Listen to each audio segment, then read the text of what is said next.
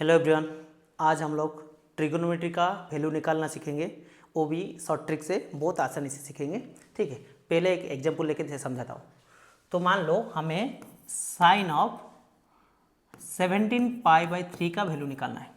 ठीक है, साइन π/3 का वैल्यू हमें पता है, जो 10 में पढ़े हैं, 0 से 90 के बीच में कोई भी एंगल है उसका वैल्यू हमें निकाल सकते हैं, याद है।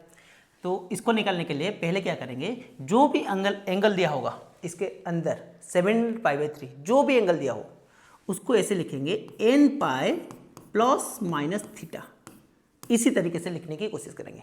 ठीक है, जहाँ पे n होगा कोई भी इंटीजर और थीटा का वैल्यू रहेगा n is any integer, n theta का वैल्यू जो रहेगा वो 0 से π/2 के अंदर होना चाहिए। ठीक है, तो इसको कैसे लिख सकते हैं, इसको लिख सकते हैं साइन ऑफ 6π माइनस π/3 ऐसे लिख सकते हैं। 6 3 जा 18 माइनस 17π/3 सही है। तो ऐसे लिखने के बाद डायरेक्ट आंसर क्या कर लेंगे उसके आगे, तो इसका वैल्यू हो जाएगा साइन ऑफ π/3।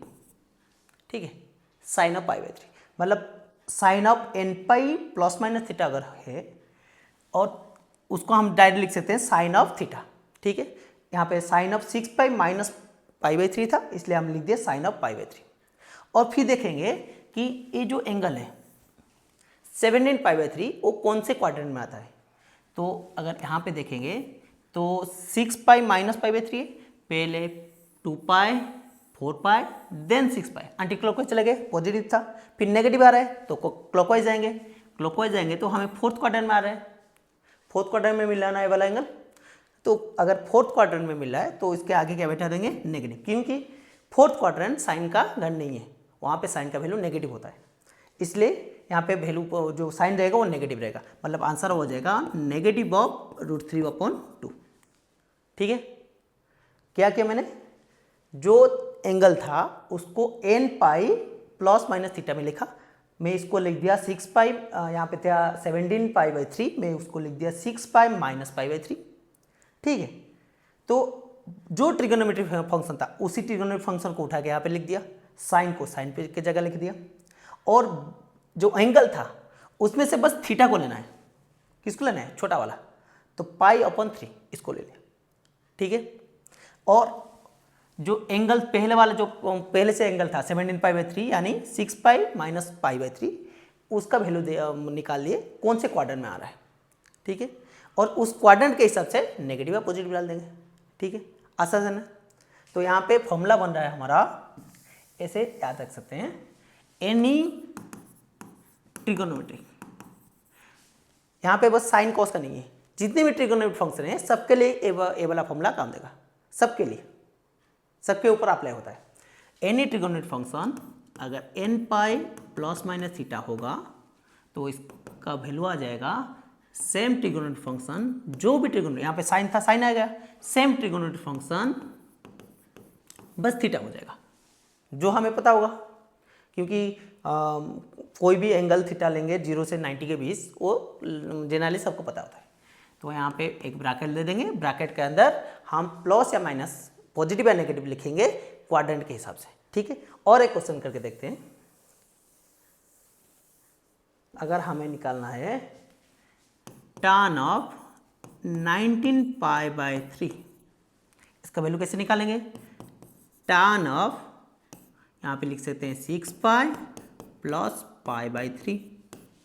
ठीक है, तो फॉर्मूला के हिसाब से जो ट्रिगोनोमेट्रिक फंक्शन पहले उसी ट्रिगोनोमेट्रिक फंक्शन को लिखना है यहाँ पे, तो हो जाएगा tan लिख दिए, और tan के जगह यहाँ पे था nπ प्लस माइनस थीटा, यहाँ पे थीटा हो रहा है तो लिख दिए tan ऑफ थीटा, थीटा क्या है यहाँ पे π/3। ठीक है, अच्छा कौन से क्वाड्रेंट में आ रहा है ये वाला एंगल, तो देखेंगे तो 6π तो 2π, फिर 4π, फिर घूम पे 6π, प्लस है मतलब एंटी क्लॉक से आगे ही जाएंगे तो सेकंड क्वाड्रेंट में मिलेगा, एंगल आ रहा है सेकंड क्वाड्रेंट में। सेकंड क्वाड्रेंट में tan का वैल्यू क्या होता है, पॉजिटिव, जैसे कि हमें पता है ना, all school to college, all positive, sine cos positive, sine cosec positive, tan cos positive, cosec and cos and sec positive. Okay, तो जैसे कि पहले क्वाड्रेंट में आ रहा है, इसका वैल्यू हो जाएगा पॉजिटिव, तो आंसर हो जाएगा tan of pi by 3 tan 60√3। ठीक है, आसान है ना। तो अभी एक बड़ा वाला करके, तो हम इसके सीख क्यों रहे हैं, क्योंकि बड़ा वाला क्वेश्चन अगर आ जाए तो ऐसे आ जाए, साइन ऑफ 79 पाई अपॉन 3 या फिर 79 पाई अपॉन 6, ऐसे क्वेश्चन कैसे करेंगे।